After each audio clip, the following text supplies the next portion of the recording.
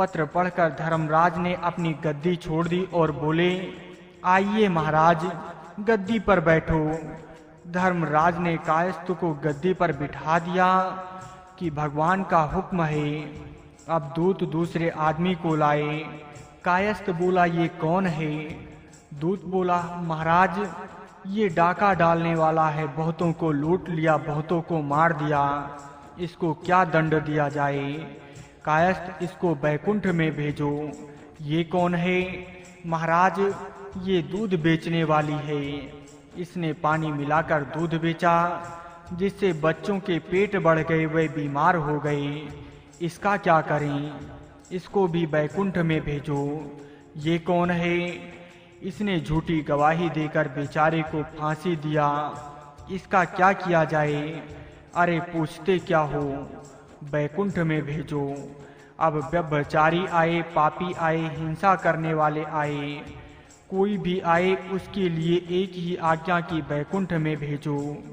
अब धर्मराज क्या करें? गद्दी पर बैठा मालिक जो कह रहा है वही ठीक। वहां बैकुंठ में जाने वाले की कतार लग गई। भगवान ने देखा कि अरे इतने लोग यहाँ कैसे आ रहे हैं? कहीं मृत्यु लोक में कोई महात्मा प्रकट हो गए? बात क्या है जो सभी को बैकुंठ में भेज रहे हैं? कहाँ से आ रहे हैं? देखा कि ये तो धर्मराज के यहाँ से आ रहे हैं। भगवान धर्मराज के यहाँ पहुँचे। भगवान को देखकर सब खड़े हो गए। धर्मराज भी खड़े हो गए, वो कायस्थ भी खड़ा हो गया। भगवान ने पूछा, हे धर्मराज, आपने सबको बैकुंठ भेज दिया, क्या बात है? क्या इतने लोग भक्त हो गए? धर्मराज, हे प्रभु, ये मेरा काम नहीं है, आपने जो मुनीम भेजा है उसका काम है। भगवान ने कायस्थ से पूछा, तुझे किसने भेजा? कायस्थ, आपने महाराज। हमने कैसे? क्या मेरे बाप के हाथ की बात है जो यहाँ आता? आपने ही तो भेजा है। आपकी मर्जी के बिना कोई काम होता है क्या? क्या ये मेरे बल से हुआ है? ठीक है, पर तूने क्या किया? मैंने क्या किया महाराज? तूने सबको बैकुंठ भेज दिया।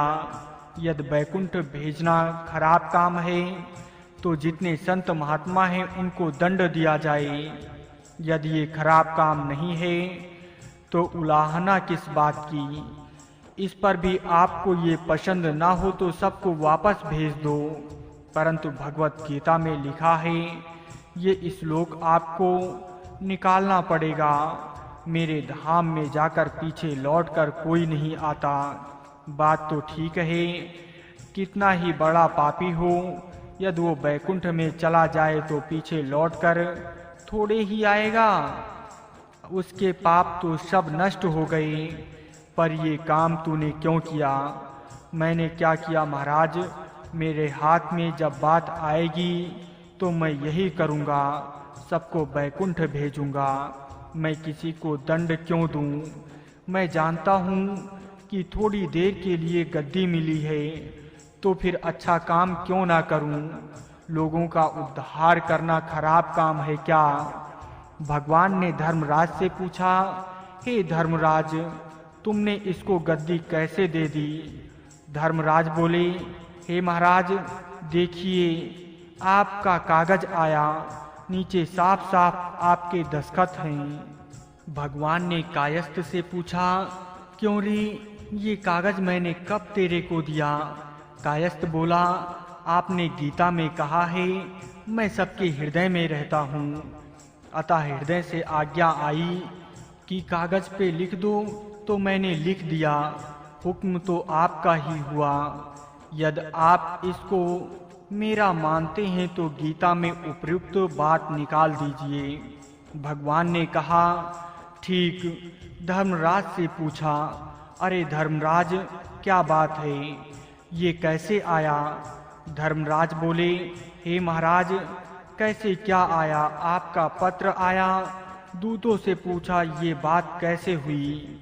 दूत बोले, हे महाराज, आपने ही तो एक दिन कहा था कि एक जीवित आदमी लाना। धर्मराज, तो ये वही है क्या? अरे परिचय तो कराते। दूत, हम क्या परिचय कराते महाराज, आपने तो कागज लिया और इसको गद्दी पर बिठा दिया। हमने सोचा कि परिचय होगा, फिर हमारी हिम्मत कैसे होती बोलने की। हाथी वहां खड़ा सब देख रहा था। बोला, जय राम जी की। आपने कहा था कि तू कैसे आदमी के वश में हो गया। क्या मैं वश में हो गया? बस में तो धर्मराज हो गए और भगवान हो गए। ये काले माथे वाला आदमी बड़ा विचित्र है। हे महाराज, ये चाहे तो बड़ी उथल पुथल कर दे। ये तो खुद ही संसार में फंस गया। भगवान ने कहा, अच्छा जो हुआ सो हुआ, अब तो नीचे चला जा।